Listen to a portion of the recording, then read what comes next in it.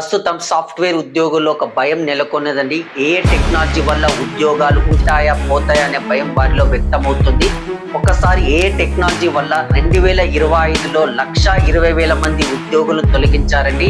ముఖ్యంగా Intel company 19,000 ఉద్యోగులను తొలగిస్తే మైక్రోసాఫ్ట్ 15,000 మంది ఉద్యోగులను తొలగించిందండి.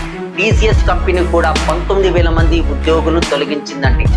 అంటే మొత్తం మీద ఏ టెక్నాలజీ వచ్చినప్పటి నుంచి సాఫ్ట్వేర్ ప్రోగ్రామ్ పరంగా తీసుకున్నట్టయితే ఒక సాఫ్ట్వేర్ ఎంప్లాయ్ ఒక ప్రోగ్రామ్ తయారు చేయడానికి 5 గంటల సమయం తీసుకుంటే ఏ టెక్నాలజీ కేవలం గంటలోపే పని పూర్తి చేస్తుందండి.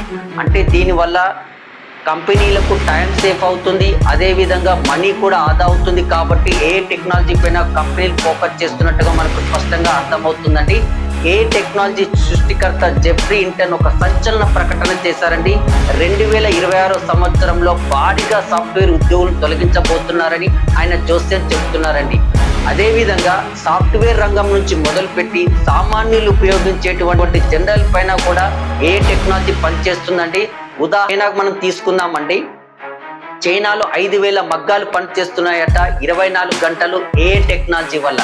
అంటే రేపు భవిష్యత్తులో కూడా సాఫ్ట్వేర్ రంగంలో ఉద్యోగాలు తొలగించే అవకాశం కనిపిస్తుంది.